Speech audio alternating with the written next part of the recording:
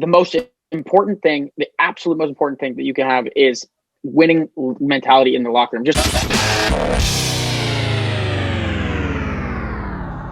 Welcome back, everybody, to another episode of the Targeting Podcast. Yes, sir. Boys, how are we doing today? We're doing wonderful. Great. And I want to start, before we start with our player of the week, we want to just thank you for everyone's support so far. Keep liking all our posts. We appreciate all the support we can get. We'll try to interact with you more. Facts. If you're not following us on Instagram already, go do that. Like and subscribe. Go do that. And because we're here to stay. We're here every week. And yes, we're going to keep keeping you guys updated. So yeah, as always, go check out the last one with Silva. Yeah, check out the last. And if you want to be that, lucky person, be as devoted as he is to this podcast. So watch it every week. So thank you for Mike Silva for joining us last week, and now we'll get into this week. So boys, player of the weeks. John, do you want to start with yours? Yeah, I'm going to start with mine. I'm going to go. You two are going NBA, I think. So I'm going to go with NHL. I mean, we can't not look at this. Opening night for the Dallas Stars because of COVID protocol and everything. They play the Nashville Predators. No one thinks they're going to go 7-0. 7-0. 7-0. Scoring 5 goals in the second period. That's just unbelievable. It's tough for me. There are a couple guys right here that I could give this to. You got Radulov with 2 goals and an assist. You got Klingberg with 3 assists. You got Hintz with 2 assists. And you got Khudobin going 34 for 34 in saves. So, honestly, I want to give it to all those guys. But I'm going to give it to the guy that they picked up, who was a great pickup for this team, Pavelski. Got to get 2 goals and 2 assists from 4 points right there on the board. And that's just, plus or minus, he got 2. So he's got to, he's a guy he picked up, and he's got to play. Yeah, he's definitely he was an underrated pickup for them. He just brings in that veteran leadership, that veteran presence with playoff experience. He brought him all the way to he helped them on that Stanley Cup run last year. I know. Obviously, they didn't end up winning it, but he's a great player for Dallas. He fits with that system a lot. I like him there a lot. He is a great player. It sucks for them having to delay their season. They started so late compared to every other team, but on their opening night, they made it happen. That was a blowout. That was a great game. And I want to give a quick shout out to 2 guys for me. Lazard, Green Bay Packers. 96 yards, 4 receptions, averaging 24. So that's the only reason I would have given it to him, averaging 24. He had big catches. He missed one good one, but he redeemed himself for the touchdown. And then Aaron Rodgers, of course, 23 for 36, 296 yards, 2 touchdowns, no interceptions, didn't get pressured, didn't get sacked. And again, that goes to the team, but just want to shout those guys out. Yeah. Definitely good ones. Yours. Sure, yeah. So I got Colin Sexton as my player. It was tough. So this was one of those weeks where it definitely could have gone to a number of guys, and I think it'll be shown with all 3 of us having different guys, I imagine. But I'm going to go with Colin Sexton just because of the two big upsets against the Nets, especially that first one. That game was insane to watch. The second one, Durant wasn't playing, so a little bit more of an excuse for the Nets to lose that one. But that first one, the Big Three's official debut, and Colin Sexton just punched him in the mouth. I mean, watching the end of that game was incredible. He scored 20 in a row for the Cavs in double overtime, just back to back threes, not just right in KD's face, right on Kyrie's dome. Like he just was unstoppable. I'm looking at it right here: 5 rebounds, 5 assists, 42 points, in 38 minutes. And he went nuts. Yeah. So in those 2 games, so they had a 2-0 record on the week. He averaged 34, 7 and 4. They're sitting in the playoff picture still in the East. The Cavs look better than they should. I think nobody was expecting them to look this good. Crazy week from Colin Sexton. Some other guys I was thinking of. Donovan Mitchell also had an incredible week, and that Utah Jazz team continues to win games, and they're sitting high up there in the West, right with the other LA teams. They're going to be a tough team to beat. I know some people predicted them to not even make the playoffs in that competitive West, and I definitely was not on that train. I have definitely like this Jazz team. Donovan Mitchell is a superstar, and he averaged over 30 as well this week, and they had a 3-0 week of their own. So what about you, Jay? Yeah, so mine obviously, or not obviously, because like you said, Justin, there's a lot of guys that I probably could have given it to. But my player of the week was Joel Embiid. We're not huge fans of Joel Embiid, but we have to give him credit where credit's due. So the last 2 games against the Celtics, he put 42 points on us the first night and then 38 the other night. This man is just when he is on the floor, the Sixers are a different team, it seems like. But that's also when he plays. When he plays, like the playoffs, it was a different picture. He's got to play. Yeah, Justin and I were watching it, and we're like the Celtics were playing fine when he was not on the floor, even when Simmons was in the game. Like the Celtics were actually like beating them. But when Embiid's on the floor, it's just another body that you can't neglect, and they literally have to the point where they have to double team him, and sometimes that doesn't even work. And it's just he is unstoppable, and he gets boards like no one else. He is a very tough person to guard, and there's scary. There's no excuse for losing, but I will say, not having Jason Tatum, one of our big scorers, also a very defensive player. He's getting bigger this year. He's grown. He's getting in the workout room. He's really the guy we would have probably had close on Embiid in the paint at some points.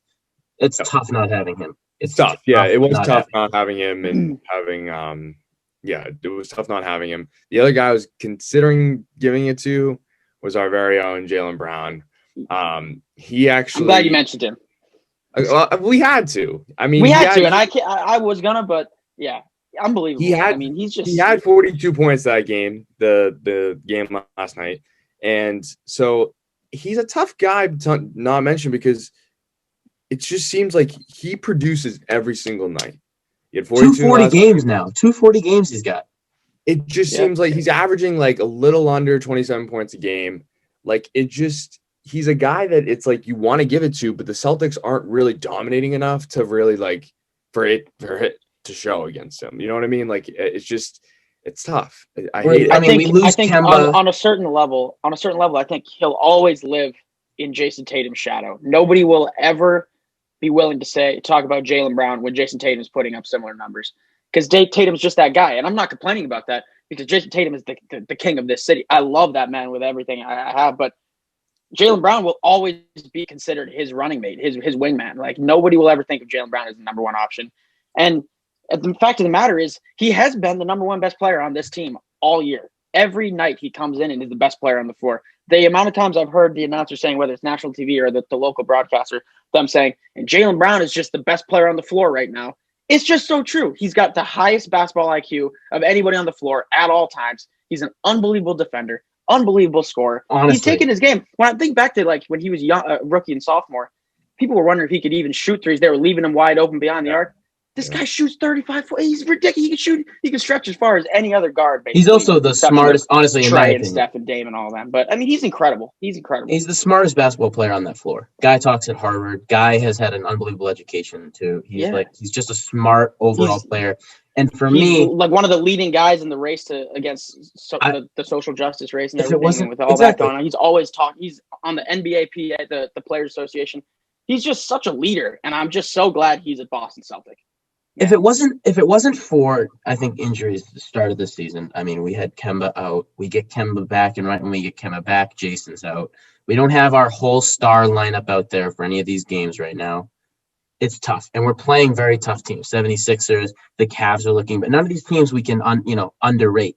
We play in the 76ers and the Nets, and we lose twice to them. That's 4 games right there where it's understandable, but we got to now develop a system where we can actually beat those teams. And we're going to get into the whole Nets situation, because if the Cavs can do it, there is no reason that the Celtics can't do it. I'm looking at this lineup here, and this lineup is just as good as the Celtics lineup, if not. Yeah. But before we move into that, real quick, I have a question about the Sixers for you both.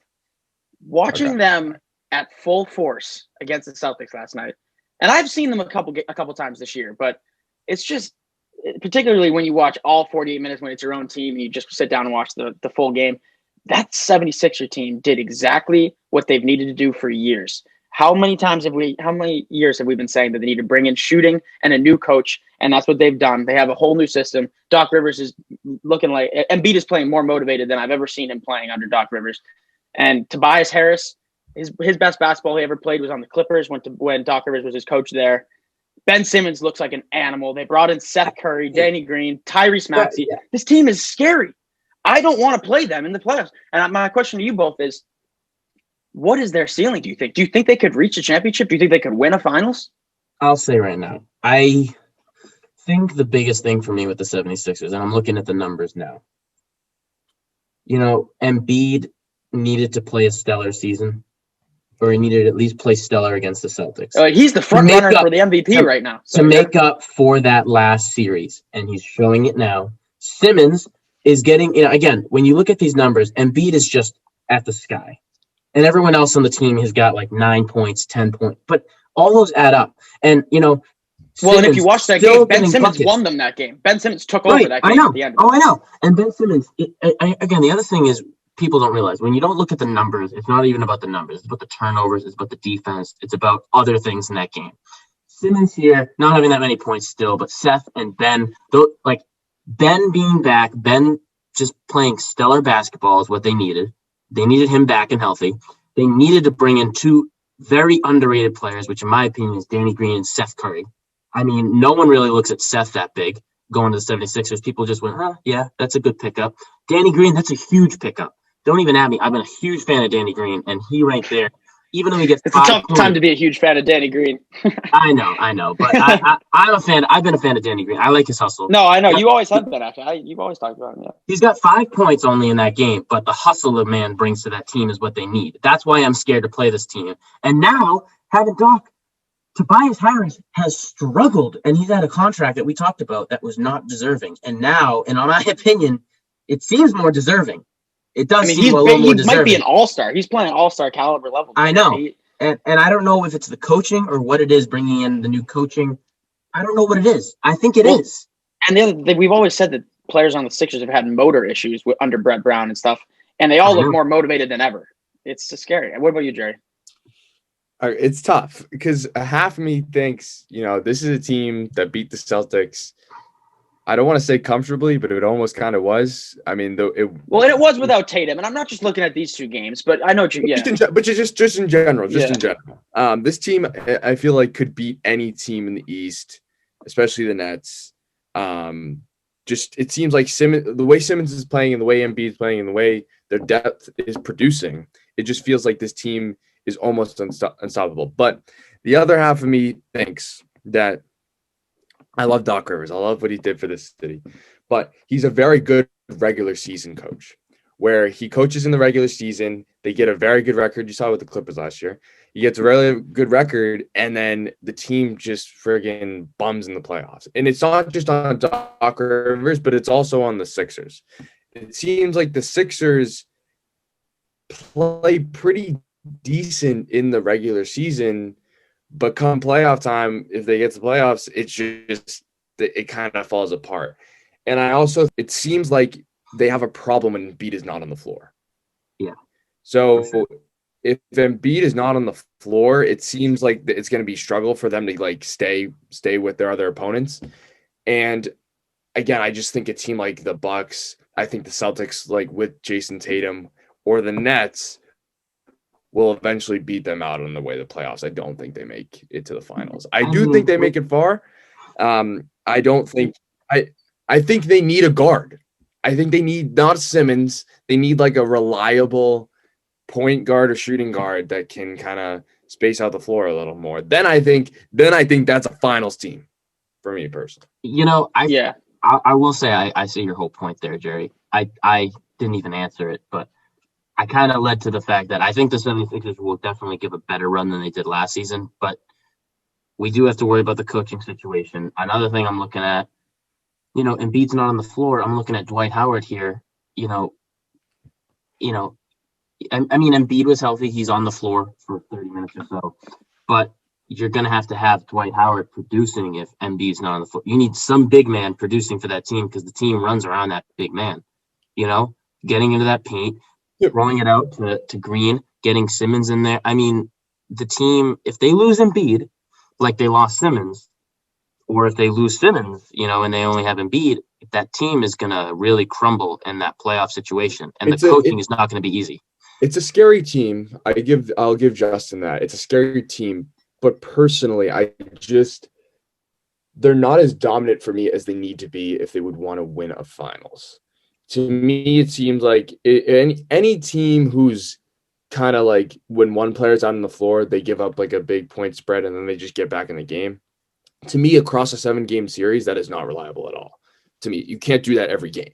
So Yeah, no, I agree. I think it's a great point. Yeah. if that happens, then I just don't think they're getting to a finals. Do I think they have the coaching, the players? I think for the most part they do. I think they could do it, especially if the whole Nets thing doesn't work out. I do have a little trouble with them facing the Nets, just because I don't know I how mean, they. who's going to guard Embiid? So we can talk about the Nets now too. We move right into that because the biggest problem with the Nets so far, having dropped to the Cavs, is they don't defend shit at all. They don't do defense. Yeah. So Well, I don't know what's going to change about that, and I don't know what big is going to guard Joel Embiid on the Nets. Reggie Perry. Yeah.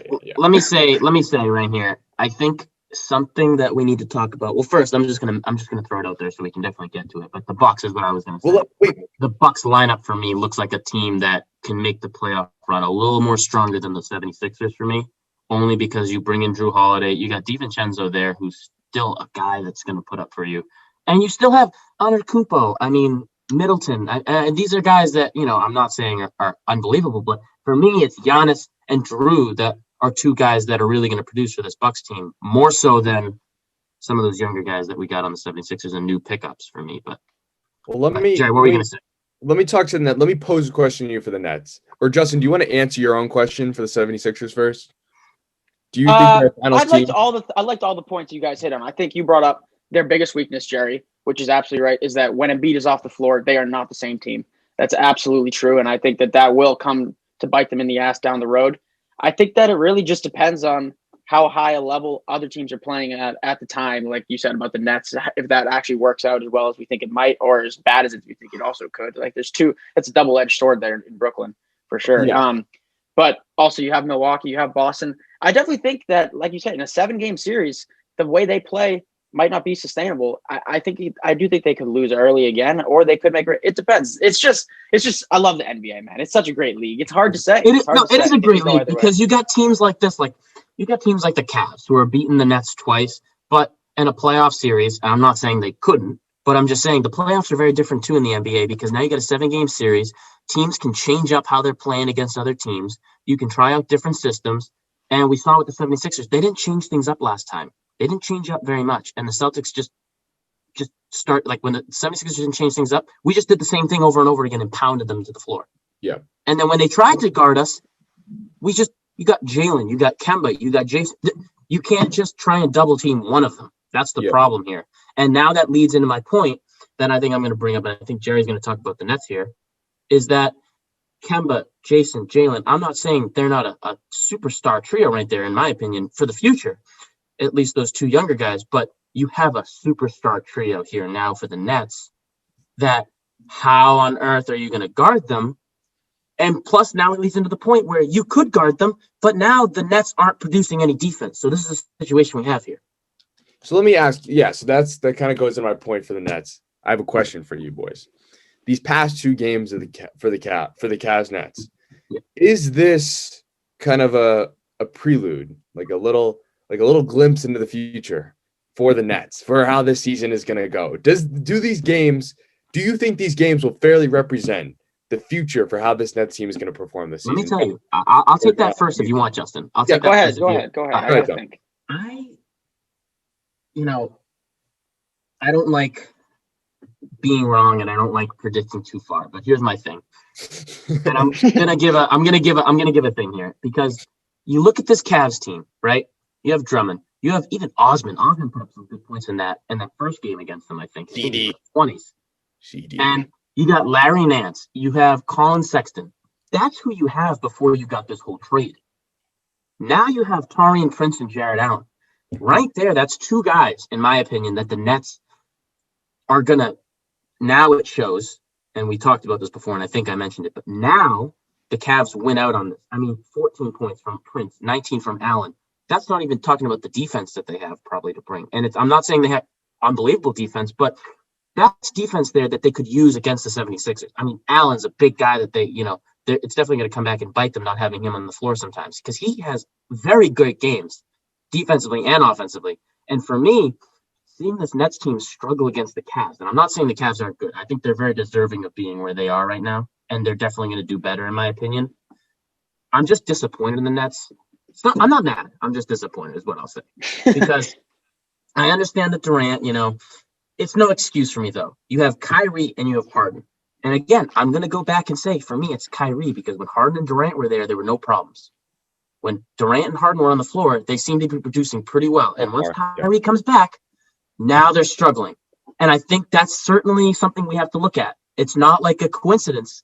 And I'm sorry to Brooklyn fans. It's not a coincidence that Kyrie comes back and now they're struggling against teams that I'm not saying they shouldn't struggle against the Cavs, but they shouldn't lose to the Cavs. There's no reason they should lose to the Cavs. So John, they have offense that could pound that defense. John, so to just simplify, do you think So let me simplify it. I think this is certainly, unless they get rid of Kyrie, in my opinion, or unless they do something in that locker room, or unless they limit Kyrie's minutes, because when they played Durant and Harden, they were fine. They didn't have that many issues. They worked things out defensively, offensively. In my opinion, Harden still played a better. He hustled there a lot more than I've seen him defensively. Not greatly. He's not a defensive player really, but he at least hustles on the floor with Durant. Now you got Kyrie. For me, I don't think it's going to work out. I think the Nets are going to really struggle. And I don't think, looking at this, I mean, let me look at the standings right now. I didn't even look, but I just want to make sure. Yeah, the Nets are 7th. Okay. And I mean, I'm not saying that I don't think they'll not make it to the playoffs, but if they keep this up and lose to teams that they shouldn't win, they should win against. Yeah. I don't think it's going to be an easy 7 or 6 seed that they're going to get, because the Knicks are still a team that's got 8 seed, but they're a team that could easily jump up. They're not a bad team. Well, Justin, I think the worst thing you can do at this moment with this team is overreact to these first few games. I think even not just the first few games, the first few months of them playing together. I think this big three here is really not going to care too much about the regular season at all. I don't think the three of them are going to play too many games together in the regular season, all three of them all at the same time. I think they're going to be running for most of the year. I think they'll be doing 2 of them at a time, which 2 want to play on whichever given night. I think maybe we'll see all 3 of them play maybe a dozen times in the regular season. And then come the playoffs, that's just my, maybe it'll be more than that. Maybe that's just being unrealistic or whatever. But I just feel like the way that these 3 personalities work, they're just going to do so much load management. I can see it now. We already have seen it in the first week that Harden has got there. Kyrie was sitting out. Then he came back for 1 game, and Durant all of a sudden needs to sit already after 1 game with all 3 of you. Yeah, I just feel like it's going to go this way all year. And I also, but before, hold on one second. I have one other thing too. That I also, as far as defense goes, I think that this team obviously is going to put up like 120 every night. I mean, between the 3 of them, it's 90 automatically, just 3 players. They'll drop 120 every night. My fear is that they're going to give up 140 every night too. And newsflash, as much as I love young bull Colin Sexton, I love that man. There's a lot harder players to guard in this league than Colin Sexton. I know, you're right. They're going to be tough nights ahead. Like they're going to have to, and I'm not even talking about just guard play. You're going to have to play against good big men. What are you going to do with Giannis and Embiid and Karl-Anthony Towns and Jokic? And I mean, you have Durant who's long and stuff, but he ain't playing no post defense on Embiid or Giannis. Like it's just it's impossible. It's really hard to predict. I think this team is going to be, come the playoffs, they're going to find a different gear. And in a 7-game series against that trio, it's going to be very, very difficult. But defense is half of the game, if not more than half. It might be more important than offense. Again, let me pose something real quick, because here's the thing. You brought up a great point. You got to watch the paint now, and you also got to watch the arc. And you're right. Colin Sexton, Jared Allen on that Cavs team, they're not like tough guys to guard. They're great players. But if you can't guard them, how are you going to guard Giannis? How are you going to guard? You brought up a lot of great things there. Plus, when you play that Celtics team again, now that we have, I think it's going to be a little different now that we have 3 guys that are going to have to load manage. And we have 3 of our guys that we don't have to load manage. We can put them all out there on the court at the same time. That ball can go right around that arc, and any one of them can shoot it. And my question to you is, I agree with you and everything you said about load managing and getting into the playoffs. And I think they'll get there. But remember, skating through the season and doing this, one of them's going to get hurt. Something's going to happen. And I think that they all need to play their minutes eventually, because if they don't get their team chemistry going and they don't work defensively together somehow, getting that playoffs, I'm not saying that they won't put up 120, but again, any playoff team there is going to put up 140, like you said. So my question to you is, do you think that they are supposed to load manage here?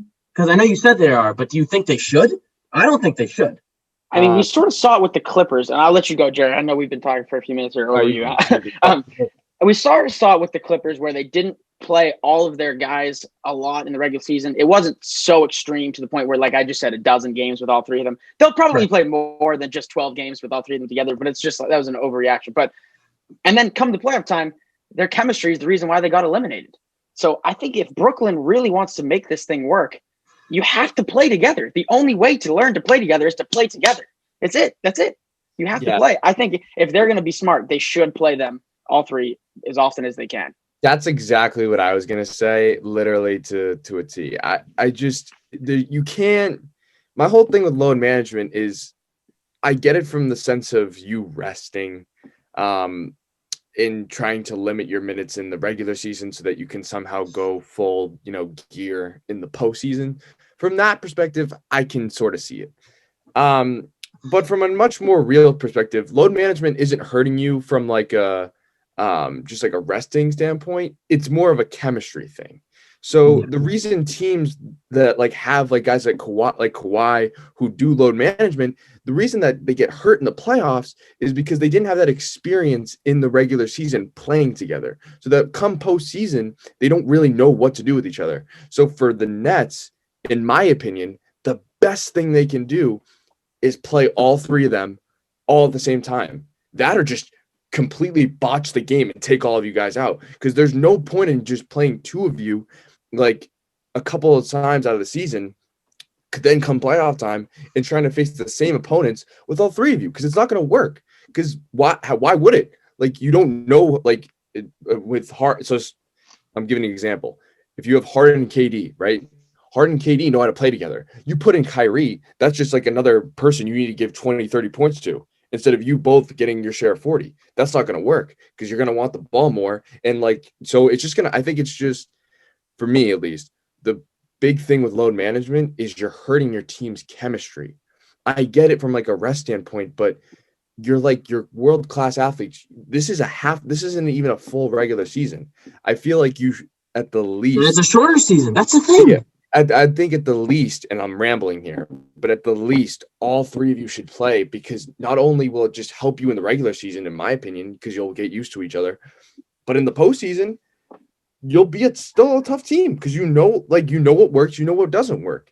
If you just play two of you all the same time, you'll know what works for each other, and you won't know what works for each other. But you put all three of them, it's just, at that point, it's just like a guessing game. It's like, oh, we'll see if we win. We'll see if we can win. We don't know, because we have to like share the ball between three great players. I don't know. It's basically, yeah. We can move on in a second, but I think you bring up a great point, and I'm gonna basically take that to a little more in what I think it is looking like. You got three guys. It's looking like an all-star team. You got three guys on that court where you got to balance the ball together, right? And none of them are playing defensive game. They're just letting the other team score huge amounts of points, right? And you're balancing people to get out there. I mean, I'm looking at the last game. KD's got 38, Kyrie's got 37, Harden's got 21. Again, Harden should have way more than that.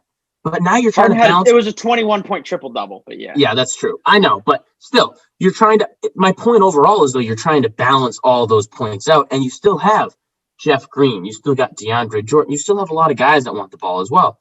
And it looks like an all-star team. And then when you go out there and actually want to produce, like Jerry, you bring up a great point. You got to play, because now what happens is, if you start playing together, hopefully one of those guys, and I don't think it's Kyrie, and I don't even think it's Harden. I think maybe KD would be the one to do it. But even then, you got three guys right now who are not at all the types of people that would give up the ball. But one of you needs to make the decision if you're going to rotate every night, who's going to get the ball more based on the defense, or because now when you go into the playoffs, none of you are going to be sitting out, bitching and moaning, being all antsy and being annoying to your team about getting the ball more. That's the thing that this team needs to realize. These three guys can't just expect the ball every single second and then expect the rest of the team to play defense. Well, yeah. Two quick things, and then I can leave it to Justin or John to respond, or we can move on. Two quick things. The first thing is, if they play every game like it's a playoff game, the more likely they'll win, one. And two, that if they play more games like that and they can win, they don't have to play the entire season. if you already have this hefty lead all over the other teams, and we know you're capable of doing that, you're the arguably the one of the three best players in the league. If you do that, then you can just sit out a little, and then that can be a resting period. You don't have to. That's a resting period. Once you have like a clinched playoff, yeah. The second thing. Yeah, I know. I wish they looked at it that way. I don't mean to cut you off. I just don't think they do look at it that way. I think they more would look at it like, we just need a ticket to the dance. As long as we get one spot, we're good. No, but see, look, you're 9-7 right now. You're still fighting for a I agree. I'm not saying that's how I would feel. But you're still fighting for a playoff spot. Yeah, so you can't take it like that. I know it's COVID, but you still want to be playing in these games in Brooklyn when it comes to the playoffs. Yeah, if you're in a game 7, you want to be home. Yeah, you want to be home. You can continue on, Jerry. That's a good point. My last point is you're better off just like if you really don't want to play all three of each other, just change it. But you're all in the game. Like, so just instead of just like one player taking load management for the night and only playing 2 guys, all 3 of you play. You can all 3 start, but just throughout the course of the game, if you don't all 3 want to be on the floor, just see how it works playing with Harden and KD, Harden and Kyrie and KD.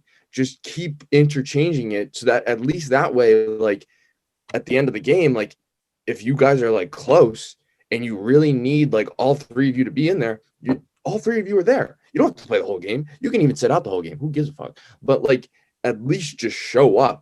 So that at least you have that experience being on the bench or being on the floor with each other. I just think I do agree with you, Justin. I think they're looking at it more of a, look, we just need to get to the playoffs. Once we get to the playoffs, we can just turn the gear on. But that's what the Clippers said, and they couldn't do it. You can't just do that. Yeah. You can't expect to just turn it on.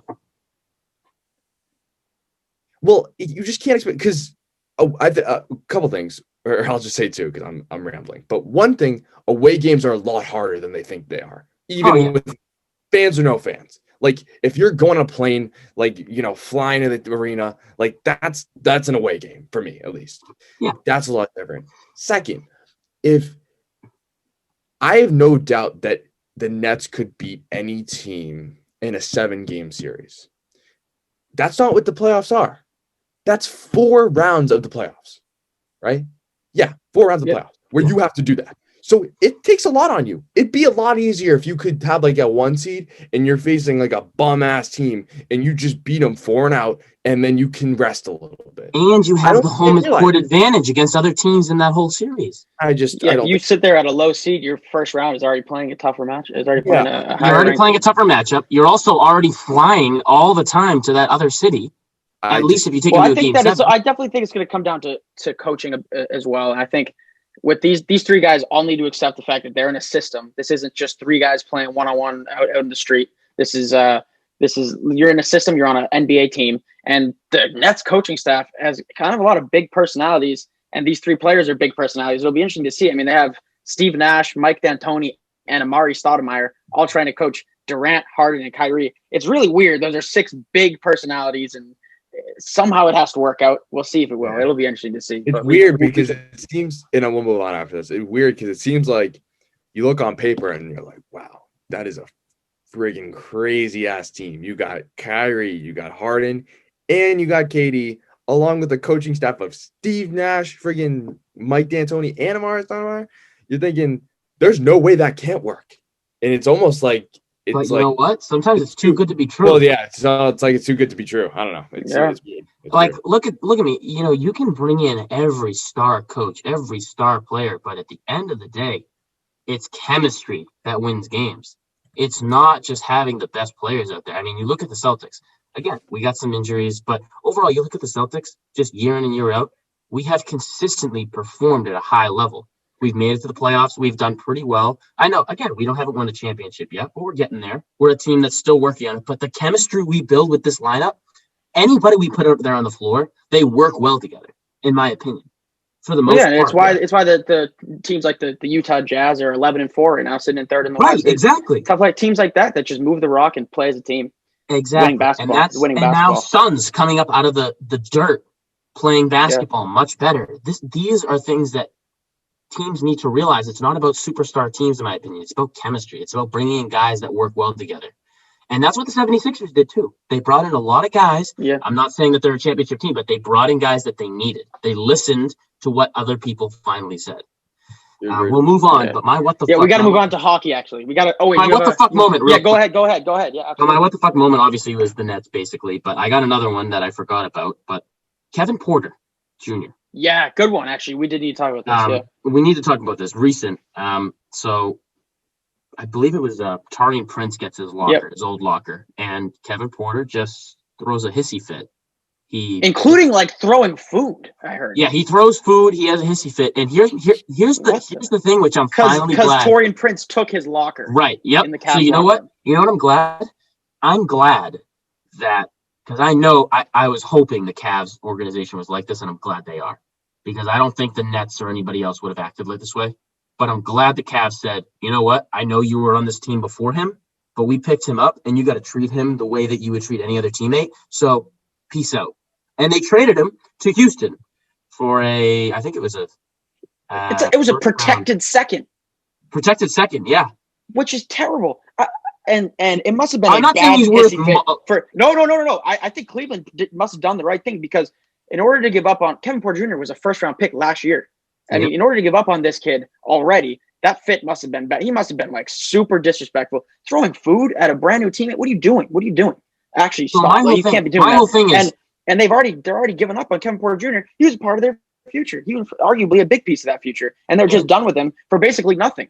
And you know what? And I hope he plays well in Houston. But I hope that he realizes that the biggest disrespect. And again, I'm not saying it's a huge disrespect, but you got to think about it. When you're a first round pick, the biggest disrespect is being traded for a second round pick, a protected second round pick, and also you're getting traded right away, and you're the future after to him maybe a small incident, but it's not a small incident. That's the thing that I hope really kicks him in the ass. Now, he does go to a good team, in my opinion. Houston's an up-and-coming team, I think, with the new pieces they got, new picks. But the reason I say this is the what the fuck moment is because this is exactly what I expected the Cavs to do, and I'm glad they did it.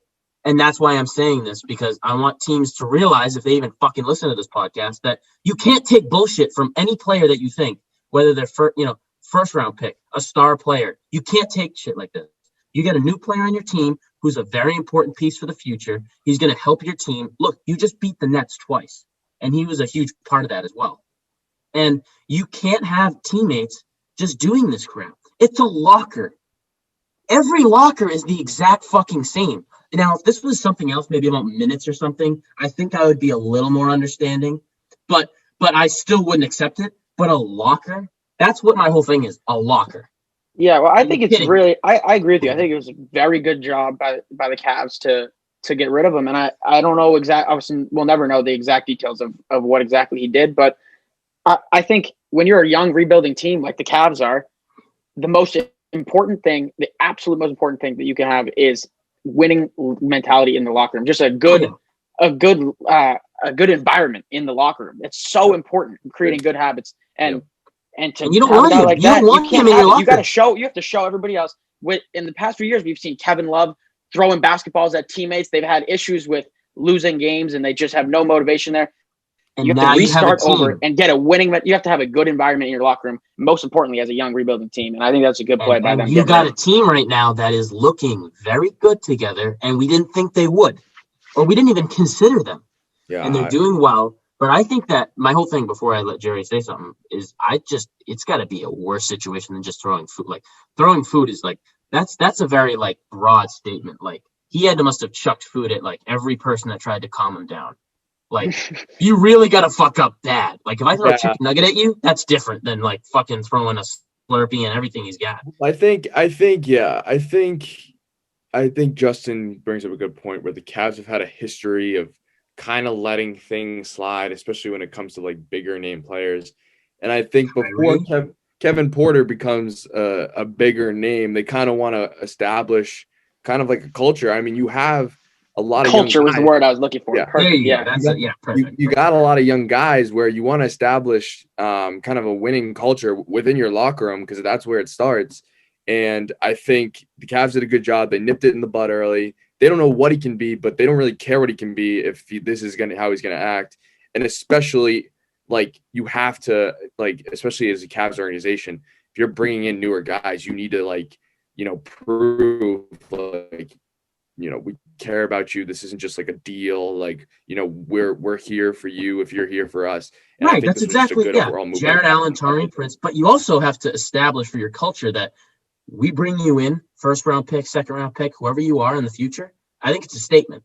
If we bring you in, you are not like the star of the show. You play Well, for the team. I would hate to we're be not.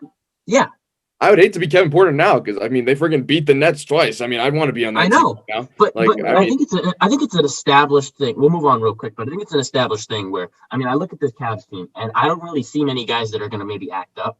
Again, it's always someone may, but it looks like a team that I think is not going to act up anymore, and I think that they're going to see that from this situation here. And I think future picks from the Cavs are going to, and any team needs to realize that, especially the Cavs though, is that teams got to have this mentality where we bring you in. I don't care how valuable you are. What's more valuable to me is this culture, this team working together. And if you're not going to work for the team, then we can't have you. That's what teams need to start having, because that's what's the locker room is so underrated to be like, look at the I'll just mention it, but we don't have to talk about it. We already have, but the Celtics, these locker room situations, are what are vital to teams, and that's at the end of the day, what you really got to have. The Celtics have really, I think, Marcus Smart always acts up sometimes here and there, but for the most part, I think he's been pretty controlled since the last season. Absolutely. And he only does it usually in the playoffs, which is totally understandable. Well, that was all a bunch of bullshit anyway. It was a bunch of bullshit anyways. I won't get into it. But I'm saying that teams got to nip it in the butt, like Jerry said. That's what you got to do. Kudos to Taurean Prince and Jared Allen for getting their revenge on the Nets too. Yeah, exactly. So let's move on to NHL. Patrik Laine traded to the Columbus Blue Jackets. And oh my god, here it is. I've been waiting for this, guys. I don't know if I mentioned it last pod. I didn't want to because I thought it was maybe going to be like I don't know. I thought Pierre-Luc Dubois was going to just do a little, I want out, and then they're going to say, no, we're keeping you for now. We'll trade you next season. But he really wanted out. He wanted out. And I'm surprised that this ended up being the Laine deal because there's been Laine rumors for damn near a full calendar year now. And John, I know you're obviously a big hockey guy too, and you too, Jerry. But why on earth were the Jets even trying to shop Laine this early in his career? I will never understand this. And I get that he hasn't been outstanding, but he's been very solid as a second overall pick. You're already giving up on him while he's still in his rookie deal. I'm gonna tell you right now. I think I'm not saying anyone really won this trade, but I think in this situation, I'll actually blatantly say I think the Blue Jackets won this trade. I was gonna say I think the Blue Jackets won this trade. I didn't want to say it, but because here's my thing. I think Pierre-Luc Dubois is a great hockey player. He's a young guy. What has he got? A 2-year, $10 million contract extension that's a hefty amount of money for 2 years. For a young guy at 22. But Pierre-Luc Dubois, very good hockey player. Columbus has been a struggling team with Tortorella, but a great coach. I think he's a coach that really more coaches need to really develop the strength that he has on his team. Because what happened is early on, he said, I'm not going to talk about Pierre-Luc Dubois. I don't really know why this kid wants out because I've done nothing but try and help him. But at the end of the day, I'm not going to focus on one superstar. I'm here for the team, not for one guy. So I liked his attitude there. And the organization basically said, I think to Pierre-Luc Dubois behind those doors is, if you don't want to stay here, we really don't know why because we're trying to build a team around you. And I know they've lost a lot of pieces. Duchesne. They've lost Panarin. They've lost a lot of guys. And Bobrovsky, but they're a team that's going to bring in more guys. They're always a team that brings in young guys. And I understand why in the short run he wants out. But in the long run for me, especially a young guy who's just been brought to this team, hold out, bro. But now the Blue Jackets have won even bigger with Laine because now what's going to happen is teams, in my opinion, and I'm not saying hockey's not like superstar players, but teams that see Laine signing there are going to, in the future, when the Columbus Blue Jackets can get younger guys and they can make trades and get rid of guys that have those types of attitude, everybody is going to, who wants out is going to say, hey, Winnipeg's a place that I would like to go if you can get me there. Columbus. And Laine is, I'm going to reiterate what you said. Why at this early? Great.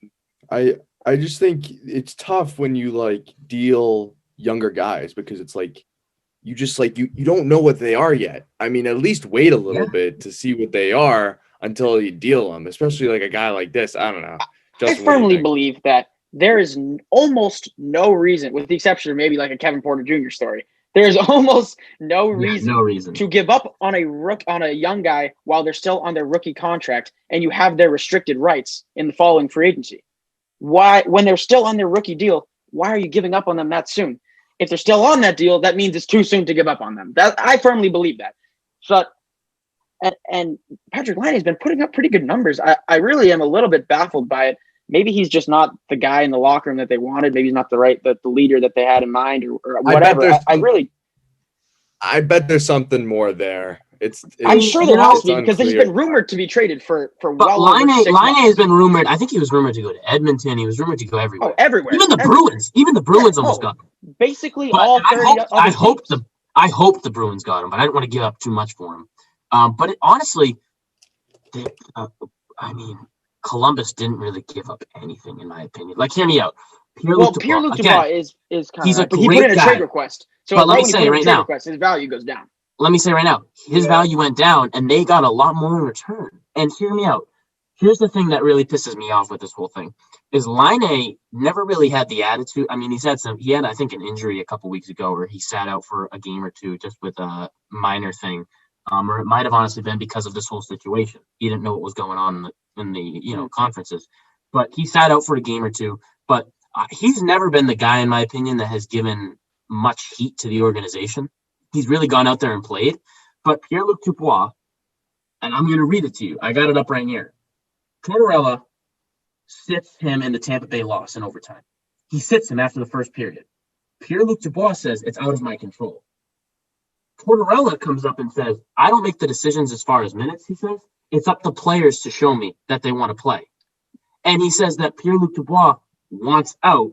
So he said, if my guy is not going to play and he wants out, and he doesn't show up the games that he wants to, he doesn't show me he wants to stay here, I'm not going to play him.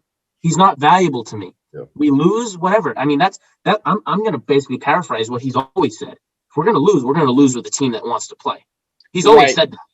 Right. I love John Tortorella, and you mentioned it earlier. I think he is one of the best coaches in the entire league. He consistently proves over and over, year after year, that he is a damn good coach, and he brings teams that have no business being in the playoffs to the playoffs regularly.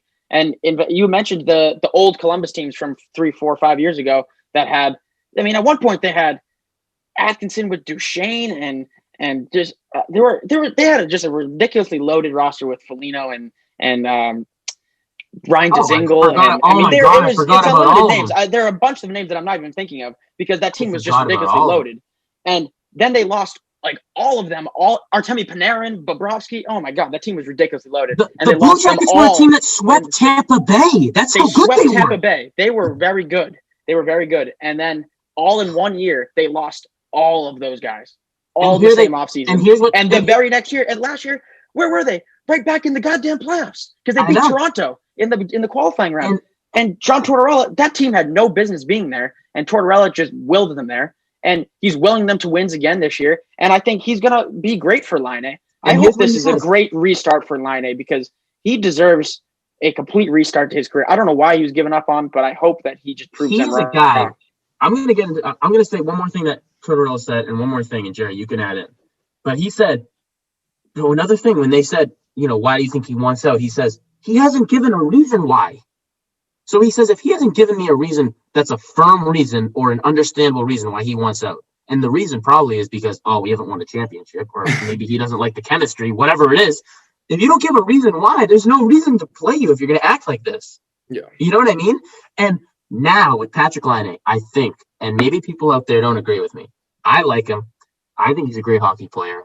He's not a guy that you get first round. And he's a guy, in my opinion, that should be up there in the top 10 for most points in a season. This guy produces. He's got that type of ceiling. He's got that type of ceiling. And he just needs a good coach and a good team. And I think Tortorella, if he stays here in Columbus and he really, I think he belongs in Columbus, in my opinion. He should stay here for the rest of his career and build a better team around him from what he had with Panarin, Dzingel, all those great guys. This could be a team, I'm not saying that could win a championship, but that could really it could get them back to that playoff situation because they've been there to those, they've been there. They can get there. And I'm not saying that they could win, but I was scared when we played them, the Bruins. I didn't think it was going to be an easy game.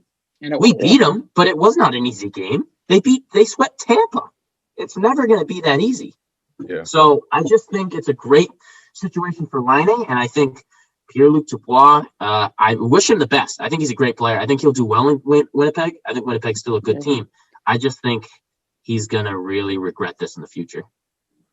Yeah, I think you just run a risk with giving a guy with a lot of potential to a good coach, because then that's just a duo you don't know, like that the upside is through the roof at that point. You don't know what they can be because you've never seen the player with a good coach before. So it'll just be interesting to see that at least. Absolutely. Yeah, no, I'm just glad that they're both for both players. I'm glad they're in a place that they're going to be wanted and utilized to their best ability. So exactly. And again, I'll get a couple other things here for the NHL before we wrap up, but we got Thornton out with a fractured rib out for 4 weeks. Which I think the only reason that the Maple Leafs need Thornton is for and I think the Maple Leafs always bring in old Marlowe. They always bring in older. Yeah, they do always have one of those guys. And I think Boyle that's was there once upon a time. And I think that's what works for them. Bringing in a guy that's a veteran player, he's gonna really keep those young guys in check. And when that role is most important is in the playoffs anyway, so they'll be. It's really important in the playoffs. So I think that Thornton being out now is better than later. But I mean, fractured rib, 4 weeks. This really just goes again to show that he's aging. This guy is I think he's over 40. He's over 40. He looks like an ancient artifact. He actually has, I forget how many games he's played compared to. He's 41 years old. 41. Do you know how many games he has on there? That because he has, I think, like 15 career games played. Yeah, he's up there. He's got like 1,500, I think, at least.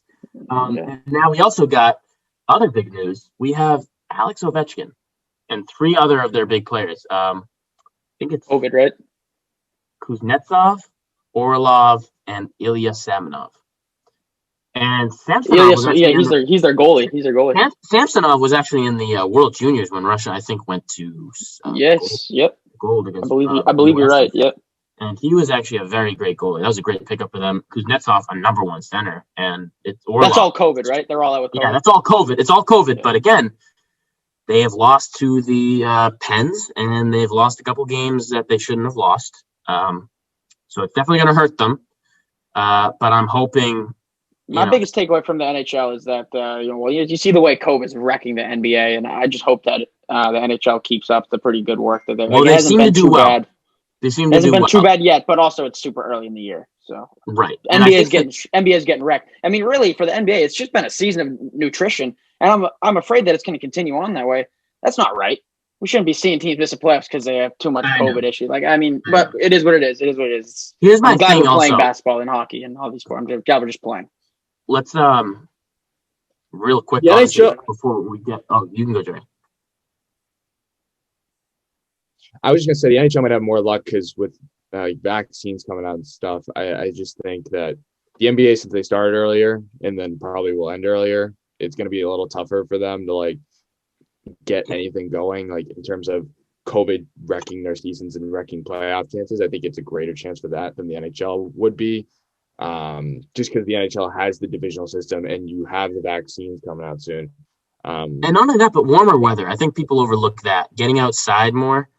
Warmer weather last time we had a spike in COVID really actually helped. We had very few cases at that point. I think we all, when there was they didn't say there were any lockdowns or anything. We still wore our masks, but we hung out. We were fine, Yeah. But I wish the best to the NHL.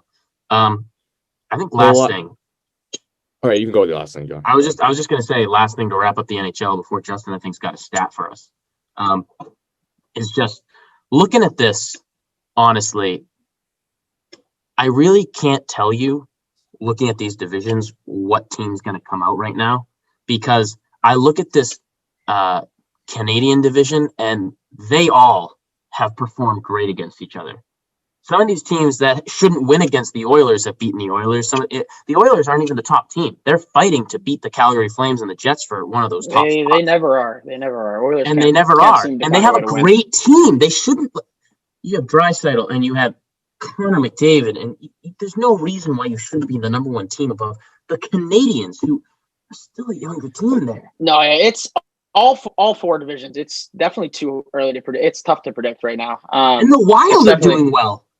Yeah. Have you seen the Wild are doing well? Yeah, they do. They look nice. Yeah. And I mean, the Coyotes are producing. They're beating the Knights, and I mean, we're moving up to the Central and East, and I forget that Nashville's up there now.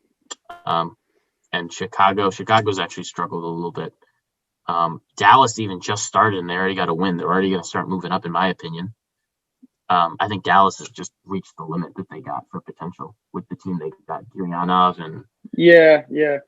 And I'm honestly, I think ours is the conference of death, because the Devils are not that bad. They still are pretty good. The Sabres are still a team that they now have hauled. I mean, they're good. The Rangers are not a terrible team. But the teams, again, that we have to worry about are the Caps, Flyers, Islanders, and Pens, who are already in the 4 top spots. And if the Bruins, in my opinion, last thing to end, I'm glad the Bruins beat the Flyers, but it seems that the Bruins have really either won in regulation, lost in regulation, or lost by like a goal in end of regulation. So the Bruins really need to start finishing stronger, because the games we lose, I would rather us lose out of regulation because we get a point at least. But we really need to start beating teams that are in our conference. You know, I mean, actually, we have to play the teams in our conference. Only teams, yeah, right. But we need to start beating those teams that are lower in the conference, because we need to start getting up there. I mean, beating the Flyers is huge, but we still give them a point. And that's fine at the end of the day. But, you know, we got to beat these teams. I mean, we're playing, I think, Flyers one more time and then Pittsburgh twice. Those are 3 games where we have to go 2-1, in my opinion. We really got to. Yeah, we got to rack up some. We got to wrap up. Yeah, we're in the last few minutes here, but thank John for the analysis. Right before we end here, rolling into the championship weekend here, got an NFL stat for you. As far as career playoff wins versus NFC teams in history goes, this is crazy too. So, Russell Wilson, Drew Brees, and one other player are tied for first of all time in career playoff wins versus NFC teams. The other player that just now is tied with 8 total wins against NFC teams is Tom Brady. 1 year in the NFC already has the most wins versus the NFC team in playoff history. 1 year. Drew Brees has been in the NFC 15, Wilson 9. Brady took 1 year to already be the number 1 leader in wins versus NFC teams in playoffs, just given the 6 other Super Bowls against NFC teams, plus now the 2 playoff wins this year. He's already number 1 after 1 fucking season. This guy is just, to say he's the GOAT is just not So he's now, it's incredible. So he's now tied with those 2, huh? Yeah, all of them have 8. So now, but no, you didn't say Rodgers is up there. Rodgers isn't there. Yep. So if Rodgers Brady wins today, Brady will be lone number 1 after 1 year. That's just crazy, man. And again, check out our NFL predictions. It's going to be interesting. I feel like I regret taking the Packers over Brady, but again, I just hope Rodgers will finally do something, but we'll see. Well, y'all took the Bills over the Chiefs, all 3, so I'll be right. Bills are gonna win. I was trying to change it up. Josh Allen, baby, all the way. All right, boys. We'll conclude there because we're running out. We'll call it. But as always, if you made it this far, like and subscribe. John, Justin, appreciate you having you boys here today. An honor and a pleasure, boys. Thank you for real. And a pleasure. Talk to you guys later. Peace.